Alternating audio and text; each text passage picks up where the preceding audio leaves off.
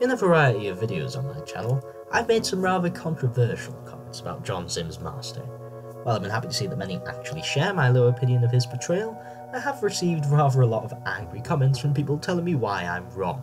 So I thought, because my opinions have changed slightly and he's had a new appearance since my last video concerning him, I'd condense my current thoughts down into one long retrospective just to clear up any misconceptions so I can finally put the matter to rest, on my channel at least. So without further ado, let's get into it. To discuss John Simm's master, you have to split up the discussion into 3 segments, one for each story, as the portrayal greatly varies from story to story. Let's start off with Sound of the Drums / Last of the Time Lords. I've given this story a rewatch since my last prior scathing judgments on the matter, and I have to say my mind has changed somewhat. While I still hate the ending of this episode, and I dislike the whole drums thing, I must say it's really not a bad story, and John Simm is great in it. Now, before you leap out of your skin in surprise at me saying such a blasphemous thing, I don't think he plays a good master in the slightest, and there was no point in the episode where I felt like I was watching the master. But the character who John Simm was playing that was supposed to be the master was actually great. Despite a couple of flat moments, he's quite hilarious, not to mention really dastardly, and despite the initial laughs, I was hating him by the end of the episode in a way that the writing clearly intended. I really do take back some of the negative things I said about the portrayal here. It's really fun to watch, and John Simm is brilliant. It's just a shame that he's supposed to be the master, and I really don't buy it for 1 second that the character on screen is the master, because he just doesn't act anything like him. Now onto familiar territory, the end of time.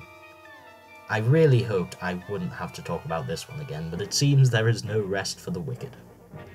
My opinion about him here has not changed one jot. Not in the slightest.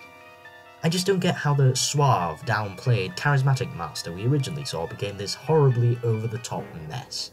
I know Emily camped up the portrayal slightly, but that's no excuse to have the master bouncing around and screaming dinner time and shooting electricity out of his hands like Emperor fucking Palpatine.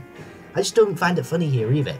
It's just obnoxious, and from the transition from Last of the Time Lords to here, it's just lost the love to hate vibe that John Simm had there, as the things he does really don't have any kind of reaction on me other than exasperation about how stupid the whole affair is.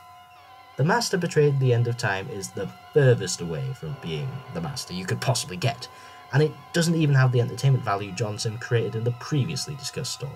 Now, for fuck's sake, please never make me talk about the end of time ever again, or I might have to staple my ball sacks to the ceiling. Jumping ahead 7 years, we have John Simm's latest and seemingly last appearance as the Master in World Nothing Time / The Doctor Falls.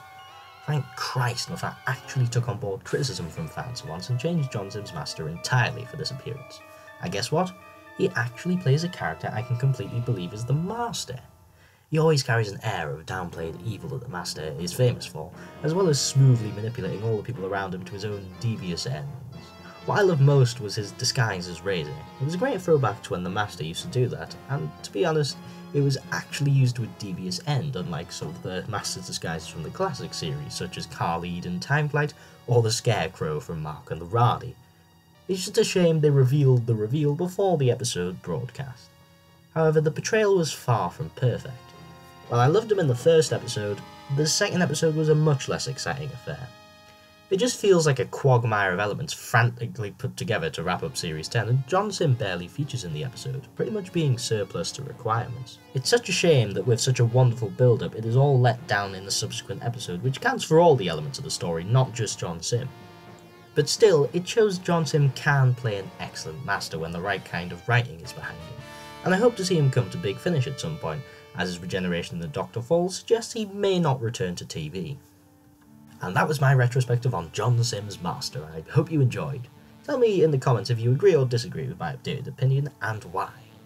If people want it, I may do a similar video on Missy, because after Series 10, oh boy do I have a bone to pick with her. Thanks for watching, and I'll see you all back next time in another video.